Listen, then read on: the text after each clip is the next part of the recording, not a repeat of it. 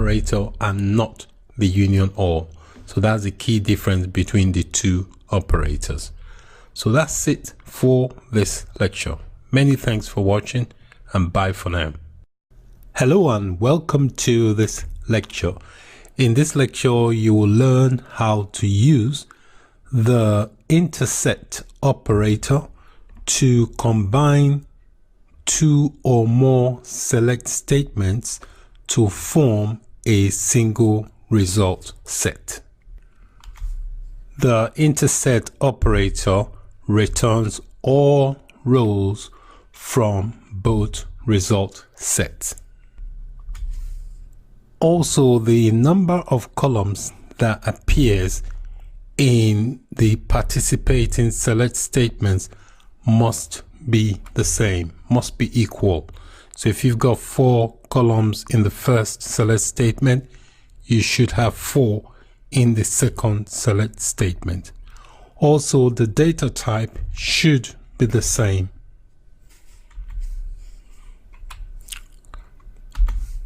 Let's have a look at the syntax or how you would implement an INTERSECT operator. So this is the syntax, quite straightforward. You start by specifying the first select statement and you specify the columns you are going to use from that first statement. You then apply the INTERSECT operator once you've specified the table from the first select statement. And then you write the second select statement and also specify the columns to be used in the second select statement. And then you specify the table from the second select statement. So the columns must match. If you've got 2 columns specified in the first statement, you must also have 2 columns specified in the second statement. Also, the data types must match. To illustrate how the INTERSECT operator works, I'm going to show you using a couple of tables from the DVD rental sample database. This database here, it has 15 tables. So I'm just going to click on the plus sign to expand the tables.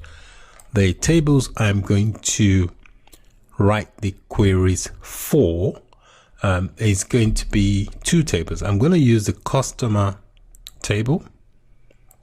It has 10 columns. And I'm also going to use the staff. There's a table called staff here. And this has 11 columns. So both tables have, sizable amount of columns. When you are specifying the columns, they must match. So you can see there's quite a few columns that match from this table. You've got the customer ID from the customer table.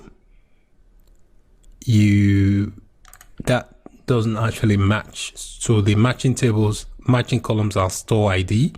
You've got the store ID here from the staff table, and you've got the store ID here from the customer table. You've got the first name, last name, email from the customer table. And if I come over here to the staff table, you've also got the first name, last name, and email. You've got quite a few here, few columns that do match. So there's quite a few columns you can use to participate in this INTERSECT join.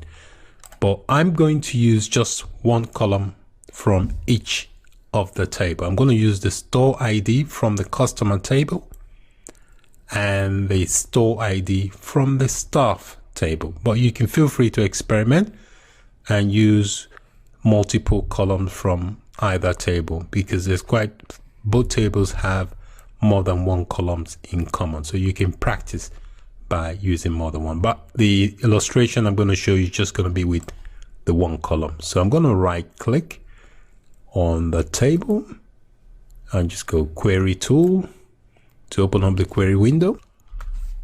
So I'll start with the first select statement. I'll do select, and I'm going to use the store ID from the customer table. So I'll type in store underscore ID, that will be the column, and then I specify the name of the table is called customer. Then I apply the INTERSECT operator.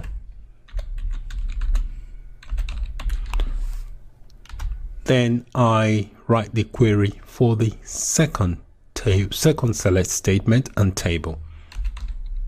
So this is the second select statement. Again, I'm using the same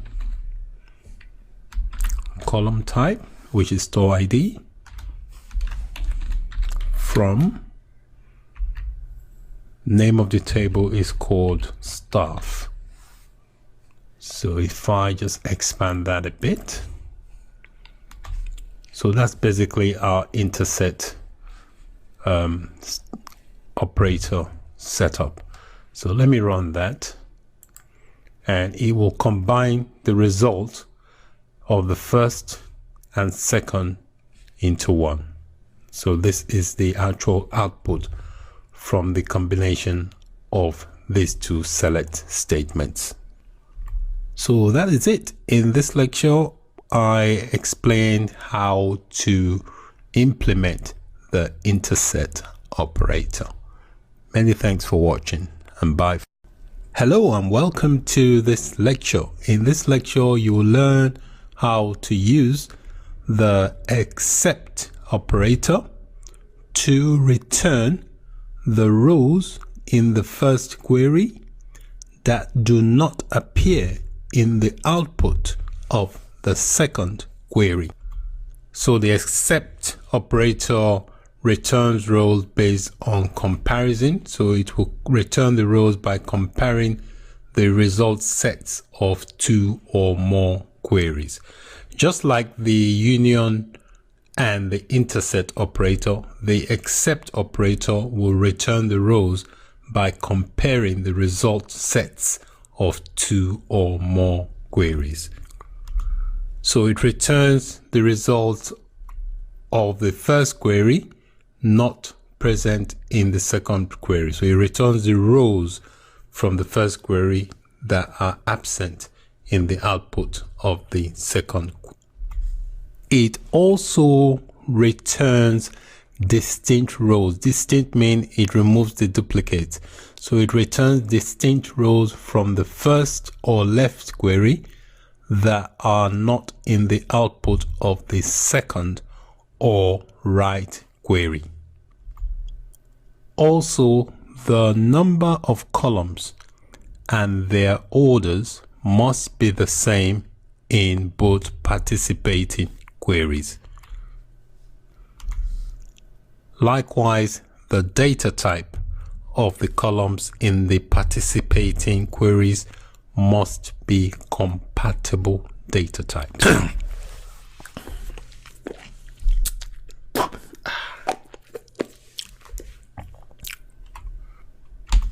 Let's take a look at the syntax to implement the except operator.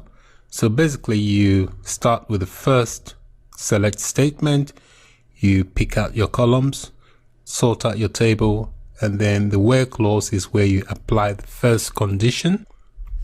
Then you add the except operator and implement the second select statement, choose your columns and the table, and then you implement the second where condition. I'm going to show you a few illustrations here, and I'm going to use the DVD rental sample database. This database has 15 tables. So I'm just going to expand the tables, and we are going to use some of the tables. So I'm going to take a look at the film and inventory table. So let's start with the film table first. This is a film table. It has 13 columns. So these are the columns from the film table. Next, I'm going to look at the inventory. So this is the inventory table. It has 4 columns. So if you look at the film table, 13 columns, inventory table, 4 columns. To save a bit of time, I've added some query here. So this is just a simple query. So I'm selecting the film ID from the film table and also the title from the film table. And I'm ordering that by the title in the film table. So this query is only querying data from just one table. So let me run that so you can see the output. So this is the output, 1,000 rows retrieved from this table called film. So these are all the films and the titles returned from the film table. Next, I'm going to add a query that will return the films that are in the inventory table, this table here. So this is the query I've added on to retrieve data that will show the films in the inventory table. So basically I've done a select statement here. I've used a distinct from the film ID table. The distinct will remove any duplicate entries. So I'm selecting two columns, the film ID and also the title. So this is inventory. So I'm using the inventory ID. And I have implemented a join, an inner join here.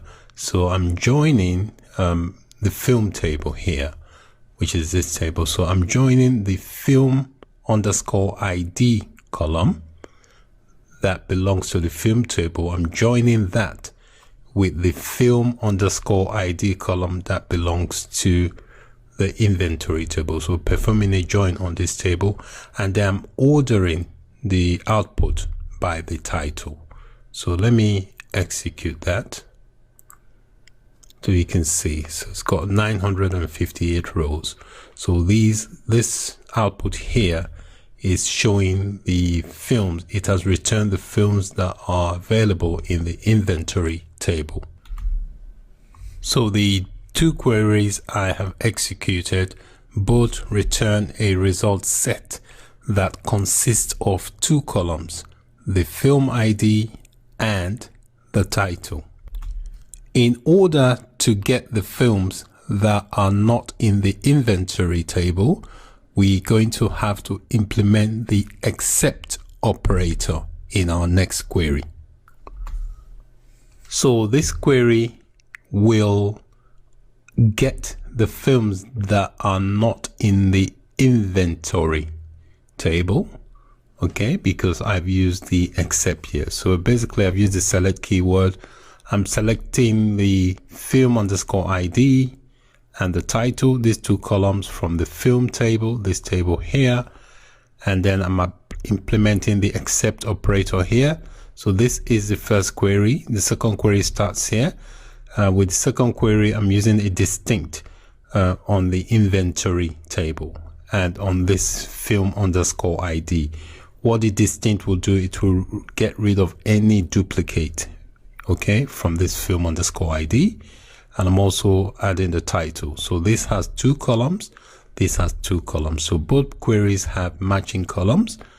And here I've implemented the join as well. I'm joining the film ID from the inventory table to the film ID on the film table. So I'm performing a join here, and then I'm ordering the output by the title.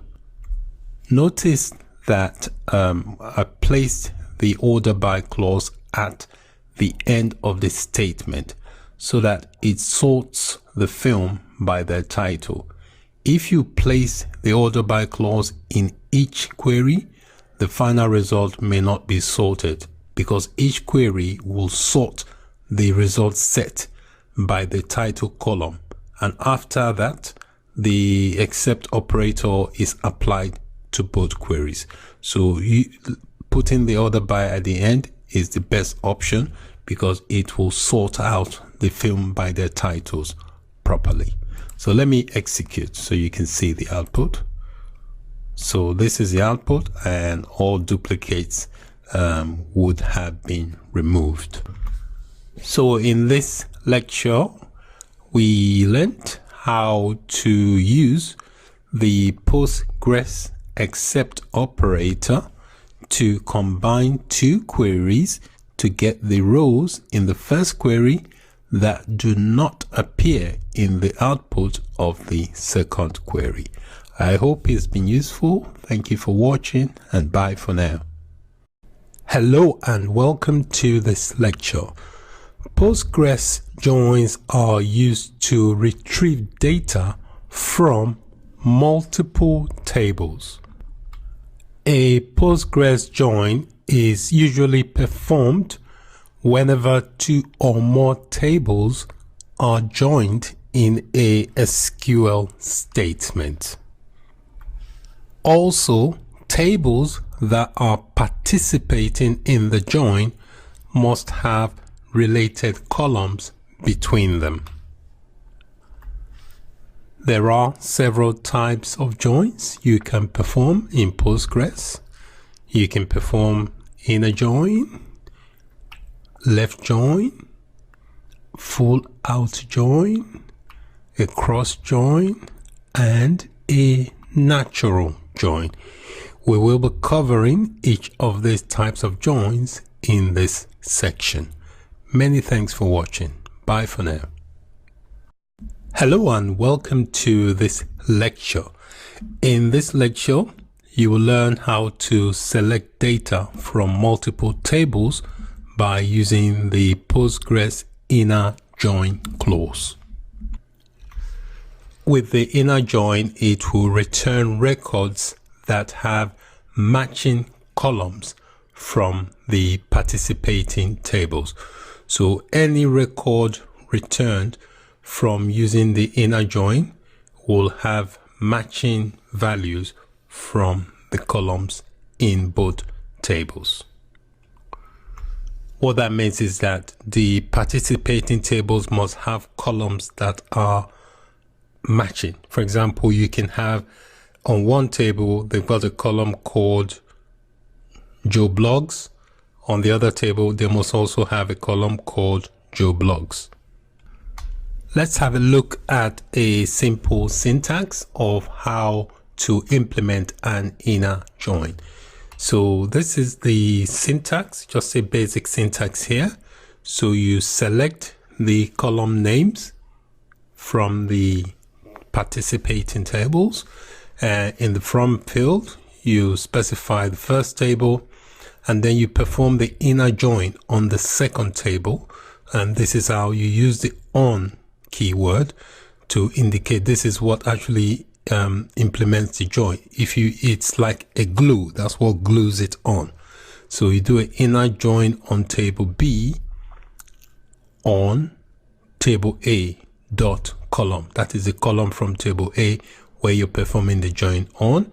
Will be, you set that to equals to the column on table B.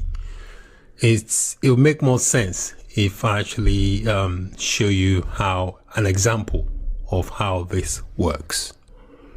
So this is just a simple illustration here. We've got a table A here and a table B.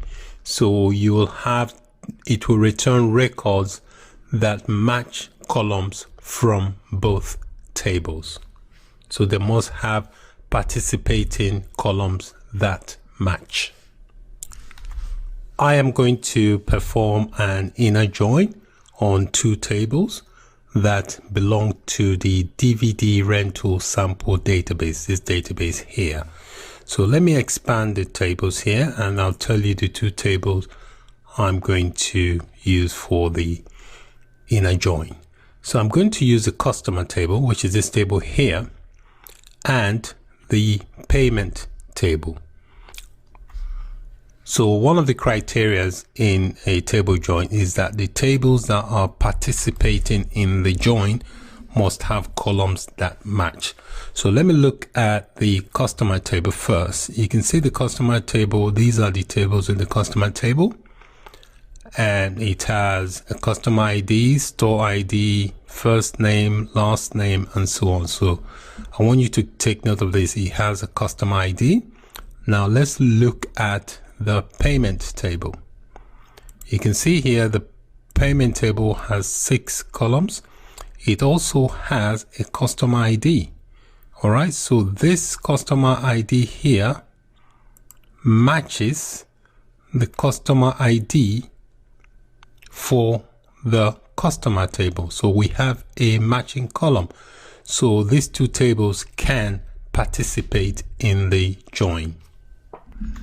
This is an illustration of the relationship between the two tables that I am going to use to illustrate the inner join. This is a customer table. It has a customer ID, which is the primary key on this table. And you have a customer ID on this table called payment. Although it's not the primary key, but there is a relationship. You can see that of all the columns here and of all the columns here, the columns that match is the customer underscore ID and the customer underscore ID here. So those are the two columns we are going to use for the inner join operation. So looking at this ERD diagram here, this basically indicates one-to-many relationships. So basically what this means is that each customer may have 0 or many payments. See, that's the 0 there. May have 0 or many payments. Each payment belongs to one and only one customer. That's what this is. All right. So the link between these two tables is established via the customer ID field, which is this field here and this field there. To save time, so that you don't have to watch me type all the statement for the query, I've already pre-written the query. I'm just going to explain it to you. So I'm just going to right click on the first table here, the customer, and click on the query tool. And once the query tool launches, I will paste the code I've written into that, and then I'll run through it with. So this is the code I've written here, and in this statement here, I have used the inner join clause, this inner join clause here, to join the customer table to the payment table. So let me start with the first statement here. So the select statement basically is what will read or get the data out of the table. And I've got the customer dot. The dot here indicates that this field here, customer ID, this column is coming from the customer table. So you separate the column from the table name with a period or a dot. That's what this means. Customer underscore ID is coming from the customer table. The first name also is coming from the customer table. Last name also customer table. Email here, the amount from the customer table as well. Sorry about that. I may have confused you a little bit. Let me just run through this again. I'll start again. You start with a select statement. So you need the select keyword to retrieve data from a table. And here, because we have two customer ID field we're going to use, customer ID that belongs to the customer table and the customer ID that belongs to the payment table. All the columns listed here are the columns that will be displayed when the query has been executed, and when it outputs, these are all the columns it's going to output. The reason I've got the customer underscore ID here, so that it differentiates that this customer ID here that's going to be displayed in the output belongs to the customer table. That's the main purpose of this, to differentiate this customer ID from the customer ID in the payment table. The first underscore name is coming from this customer table. The last underscore name is coming from the customer table, and also is the email. The amount comes from the payment table, and the payment date also comes from the payment table. So I've got two columns that are coming from the payment table, and the others are coming from the customer table. So now in the from field, we are specifying the customer table. Okay, so all the customer table is where we're specifying the from field, and the inner join, we're doing the inner join on, notice after the inner join clause, we specify the name of the other table participating in the join, which is the payment table. And we use the on keyword to indicate where the join is going to take place, kind of like where the glue is going to be placed. So the join is on the customer underscore ID table, or customer underscore ID column that belongs to the payment table. We're going to set that to equals to the customer ID table that belongs to the customer table. So it's going to combine the records from these two tables when the query outputs. So let's give that a go. Run the query. If everything goes okay, we should see a good output. All right, so we've got over 14,000 rows retrieved. So we now have the customer ID, customer underscore ID field is a combination from both the customer table and the payment table. All right, so that when it says this customer ID from this payment equals to that, this is where the join takes place. So you can see now we've now got data from multiple table courtesy of a join, an inner join using columns that match in both tables. This illustration is just on two tables. You can perform a join on many tables as possible, as long as you have columns from all the participating tables that match. Thank you so much for watching. Take care and bye for now. If there are any aspects of this lecture you do not understand, please feel free to let me know. Many thanks and bye. Hello and welcome to this lecture. In this lecture, you will learn how to use the Postgres left join clause to select data from multiple tables. When you use the left join clause, it will return all the records from the left table in the join, and also any records that have been matched from the right table. If there are no matching records from the right table, nothing is returned from the right table, but it will return all the records from the left table. Let's have a look at the syntax on how you would write a left join. So this is the syntax.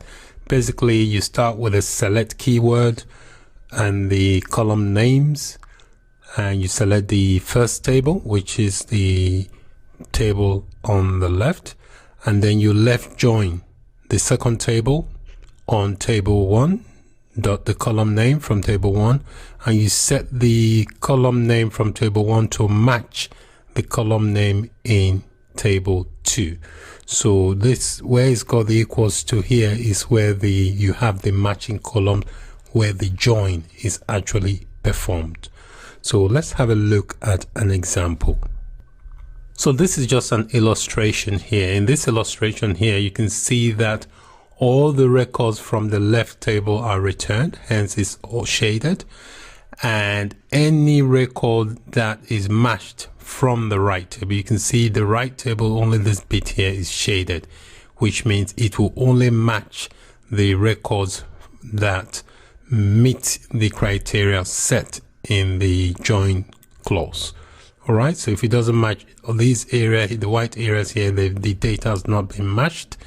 The only matched area is this shaded area here. So let's have a look at a quick ER diagram. ER basically means entity relationship diagram. So it kind of like gives you a diagram of the relationship between two tables. These are a couple of tables from our sample database, which is the DVD database. I'm going to use that database to illustrate how we perform a left join. I just wanted to show you the actual diagram to show the relationship between these two tables we are going to use. This table here, called the film table, has a primary key, which is the film_ID. If you look at the inventory table, it also has a film ID column. So these two tables here have a relationship, and we can perform a join based on the matching columns from both tables. What this diagram is saying here, this ER diagram, basically it says that each row in the film table, this table here, each row in the film table may have 0, you can see the 0 here, may have 0 or many rows in the inventory table. This here indicates many. So each row in the film table may have 0 or many rows in the inventory table. Also, each row in the inventory table has 1 and only 1 row in the film table. So you can see here, that's why you've got this. This means many. You can see here there's only a single, which indicates that each row in the inventory table has only 1 and only 1 row in the film table. So this kind of like gives you a relationship diagram. It's called an entity relationship diagram. Shows you the relationship between the entities of both tables. So now let's head over to our PG admin tool and implement this join between these two tables. So this is the admin tool here, and this is the DVD rental database, and these are the tables. So the two tables we are going to use in this join is the film table. Let's look at the film table quickly, and you can see it has 13 columns. We've got a film ID column, and if we look on the other table, which is the inventory table, we should have a film ID column as well. So this is a film ID column. So we are performing the join based on these two tables having a matching column. That's where the relationship is. So let me quickly open up our query tool. I'm going to right click on let me go back to the film table. I'm going to right click on the film table and go query tool, and that will launch the query editor. So what I've done to save time, I've pre-written the script. I'm just going to copy that in and explain it.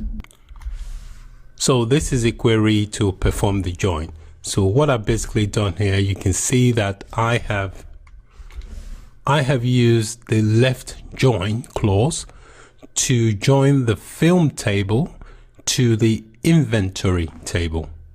All right. So start with the select statement. If you're reading data from a table, you always use the select keyword. So I start with the select keyword, and then I specify the columns that will be displayed in the output. Because I'm using identical columns from the film table and the inventory table, it is the film_ID column from the film table that will take precedence. That's the table, that's the column that will display after the join has been performed. So hence I've got film_ID dot film. The dot indicates that this column here is coming from the film table. Next, I've got the title here dot film, which indicates that this title column here is coming from the film table. And then we've got the inventory ID, which is coming from the inventory table. And the from is from the film table. The film table is the first table. That will be the table on the left. So it will return every record that matches from the left table and part of the record that matches from the right table. So on the right table, it will return things like the inventory ID, because that should match. So let me execute. This is the join now. After the from field, we've got the left join, which is the keyword. This is what actually you have to indicate to perform the join. So we're performing a left join on the inventory table, and we're using this on keyword. Without that, the join does not happen. That's what glues it together. So we're using the on keyword, and we're specifying the columns that are involved in the join. So we're joining the film_ID column that belongs to the inventory table. We're joining that to match the film_ID column in the film table. So the join has been performed using just these keywords here. So let me execute so you can see. All right, so the join has been performed. As you can see, the columns listed in the select statement and the ones you can see here. Film_ID, this ID here, that's the one there. The title is this title, and the inventory is coming from the inventory table. So that's how you perform a left outer join. We can modify this query slightly because sometimes you find rows that may be empty. For example, in the films table, there are some rows in the film tables that do not have corresponding rows in the inventory table. So the values of the inventory ID will become null. Null means there's no value. So what we can do, we can add a where clause to select only films that are not in the inventory table. So let's modify this slightly to include a where clause. So what I'm going to do, I'm going to take off this semicolon here to indicate that we're adding to the statement, and I'm going to attach a where clause. So I'm going to say where inventory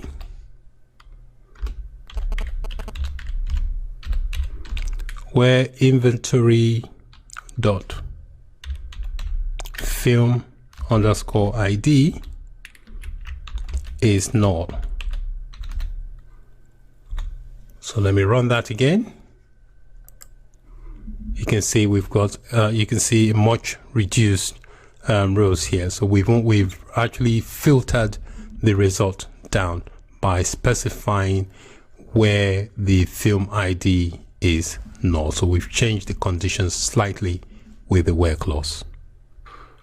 So by adding the where clause, it only selects films that are not in the inventory.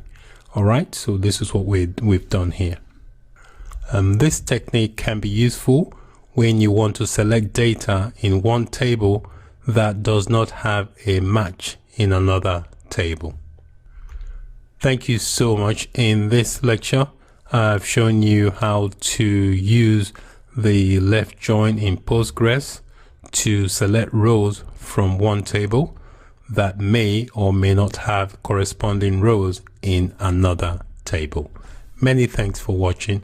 Please let me know if you have any questions. Bye for now. Hello and welcome to this lecture. In this lecture, you will learn how to use the Postgres full outer join to query data from two or more tables. When using the full outer join, it will return data from both the left and the right tables. However, if the rows in the joined tables do not match, the full outer join sets a null value for every column of the table that lacks a matching row.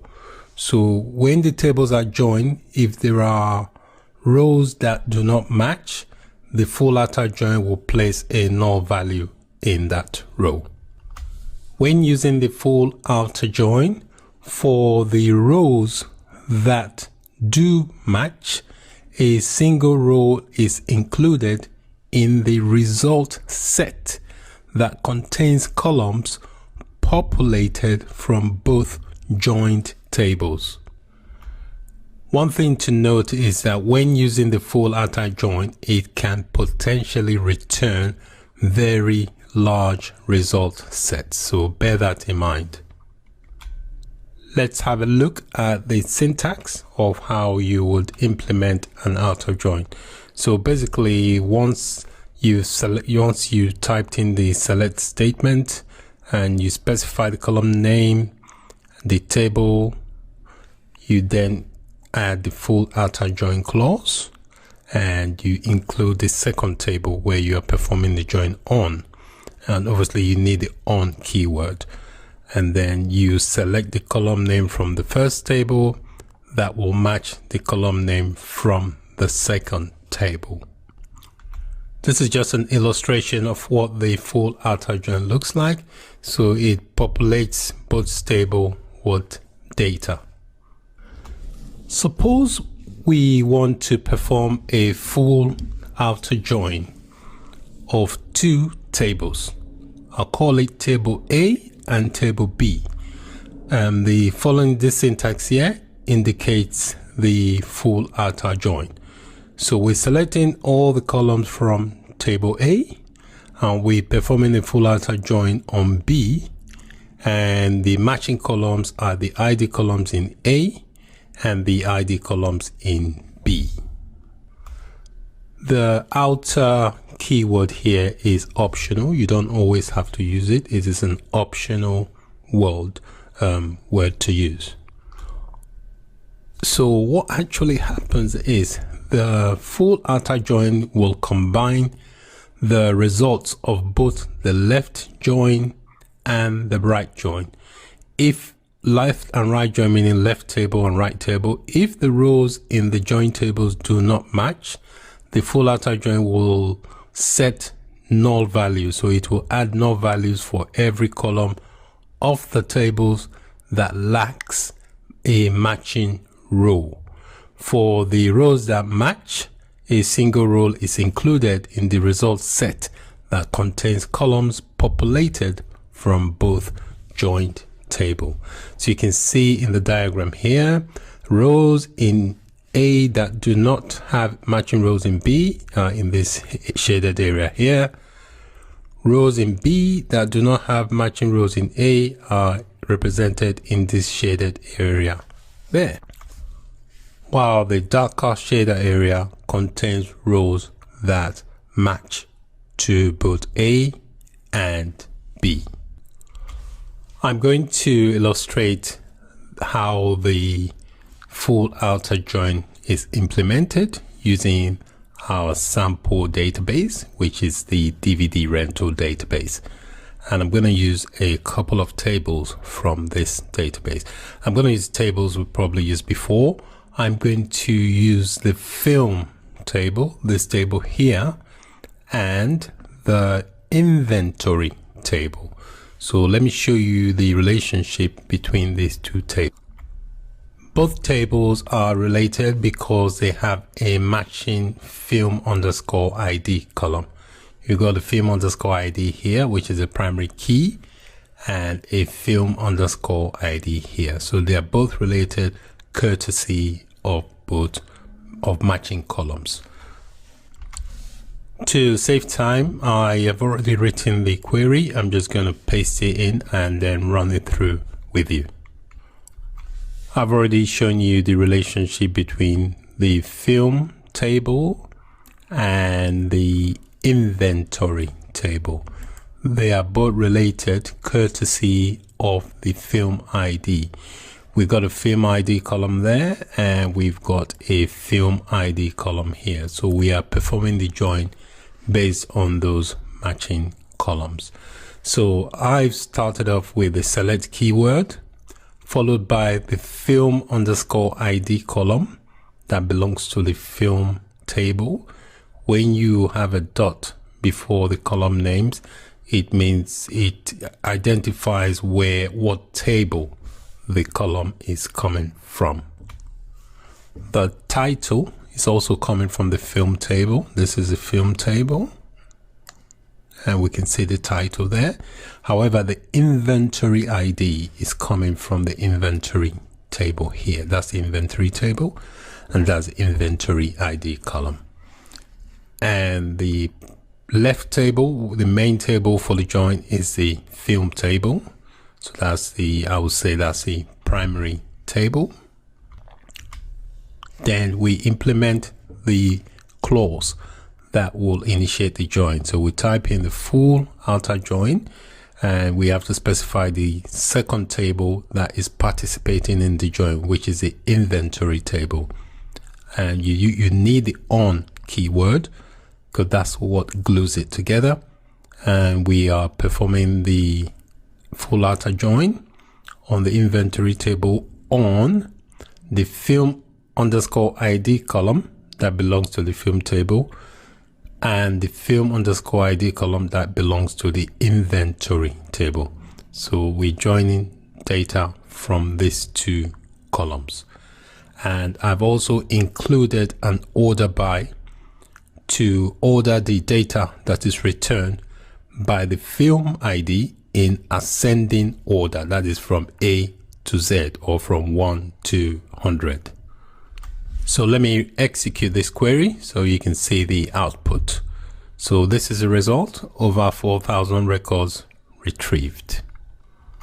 So if you scroll through this record where there are no matching columns or no matching records, it will insert null values.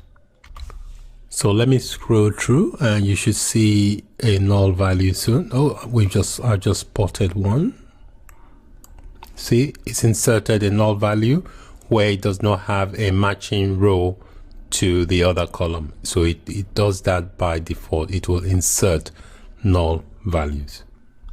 Because there are rows in the film table that do not have corresponding rows in the inventory table. And the full outer join, to compensate for that, inserts a null value in the inventory table to match that missing row. However, if you want to filter this data, and if you want it to display, or if you want to show all the records that have the null values, you can do that by adding a where clause. So if I come here, I'll get rid of this semicolon and just tab down and insert a where clause. I'll say where inventory dot film underscore ID. Inventory refers to the table. Film underscore ID refers to the column, the table that is refers to the column in that table. All right, so we'll add the operator is null, which means it will return all the records that have null value. So this is quite useful because you may want to just check to see how many records do actually have the null values. So let me run that, and you would have much reduced output. So I click run, and you can see it's only got 42. It has now displayed all the records in the inventory table here that has null value. So it's quite a useful thing to add to your query if you want to check what values are null in your returned data. So that is it for this lecture on the full outer join. Many thanks for watching. Bye for now. Hello and welcome to this lecture. In this lecture, you will learn how to use the Postgres cross join to produce the Cartesian product of rows in the joined table. Basically, a cross join allows you to produce the Cartesian product of rows in two or more tables. With a Cartesian join or cross join, the cross join is also referred to as a Cartesian join.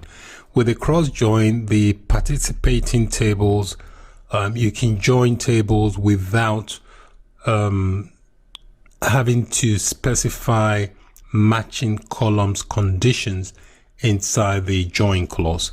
So when you're using a cross join, it's easy to just join two tables that are not necessarily related by matching columns. So using a cross join, you can combine two tables together completely, whereby you return all the columns from one table added to the columns of the other table to produce a new product, which is known as a Cartesian product. So the tables participating in a cross join does not have to have matching columns in the join clause, whereas the other types of cross join, normally you can specify a condition in the join clause for the matching columns. You don't have to do that with the cross or Cartesian join. Let's take a look at a simple syntax of a cross or Cartesian join. So basically this is what the syntax looks like, fairly basic. You select, for example, all the columns from table 1 and you cross join it to all the columns in table 2. That's basically it. So let's see how this works. I have logged into my PG admin tool and I'm going to illustrate this Cartesian or cross join with a couple of tables from the DVD rental database, this database here. So let me just scroll down, and the two tables I'm going to use are the actor table and the city table. If you look at the columns of the actor table, there are 4 columns: actor ID, first name, last update. If I check the columns in the city table, there are also 4 columns: city ID, city, country ID, last update. There are no matching columns from both tables, but we can still perform a Cartesian join. So we can join these two tables together to create what is known as Cartesian product of rows. So let's go ahead and do that. I'm just going to right click on the first table and go query tool. You can also access the query tool from the tool window here. You can also access it from here. So just it's quicker to just, if you're already in this area, you can just right click rather than jump to the tools option. So I go query tool and I wait for the tool to load up. All right, so it's going to be a fairly straightforward query to write. So I begin with this select keyword. I'm going to use all the columns from the table, the first table and the second table, because they're not that many. So I'll do select star. Star means it will retrieve all the columns from the table, and then I specify the from field and indicate the name of the table. So the first table is going to be the actor table, actor, and then this is where I add the join. So I'll do a cross join on the name of the second table, which is the city table. And that's basically it. Because I've indicated asterisk here, that means it will produce an output that contains all the columns of the first table, which is the actor table, and the second table, which is the city table. If you notice also, there is no on keyword, because with a cross join you don't have to specify matching columns. So now if I run this query, it should produce an output that consists of all the columns from the actor table and all the columns from the city table. So let's give that a go. I'm going to click on this and wait for the query to execute. The query might take a little longer than the other types of join because it's trying to combine data from both tables into one. So there you go, it has finished. So this is the output from the cross join. So if we look at the output here, you can see that the first 4 columns, actor ID, first name, last name, or last update, come from the actor table. And then the other columns, city ID, city, column ID, and last update, city ID, city, country ID, and last update all come from the city table. So this is how you perform a cross join, and it produces a new product called a Cartesian product, because you're creating a new product from the combination of 2 or more tables. So that's it for this lecture. Many thanks for watching, and bye for now. Hello and welcome to this lecture. In this lecture you will learn how to use the Postgres natural join to query data from 2 or more tables. A natural join is a join that creates an implicit join based on the same or matching column names in a joined table or joined table. Natural join can also be an inner join, left join, or a right join. A right join basically is the opposite of a left join, in that with a right join, all the records from the right join are returned, followed by any matching from the left join. Left join meaning any records matching from the left table. So it will return everything from the right table and anything that matches on the left table. That's what is known as a right join. If you do not specify the type of natural join you are using, by default Postgres will make it an inner join. So the default is an inner join. So when you are using a natural join, if you don't specify if it's an inner join, a left join, or right join, Postgres will automatically assume it's an inner join. Let's have a look at the syntax to see how you would implement a natural join. So this is the syntax. Basically, you select all from the column, if you're using all columns, and then from the first table, and then you specify a natural join. If you want the natural join to be, say, a left join, you have to indicate that inside square brackets. If you don't indicate that, the natural join will implement an inner join. If you also use asterisks rather than the actual column names, if you use that in the select list, the result will contain all the common columns, which are the columns in both tables that have the same name. Every column in the first and the second tables that is not a common column. So using the asterisk will produces what it will generate first. It will give you all the common columns which are common in both tables that have the same name, and also every column in the first and second tables that is not a common column. That is where the names don't match. All right, let's go over to our admin tool and implement this.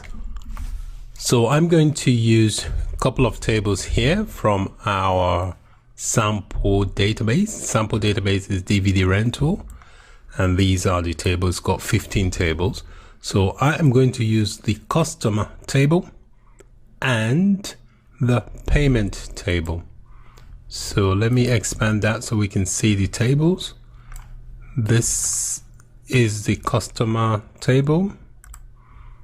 It's got 10 columns, and I'm also going to use the payment table. Payment table has got 6 columns. So when I implement the natural join, what should happen? All the common columns which are identical in both tables will be displayed. Also, all the columns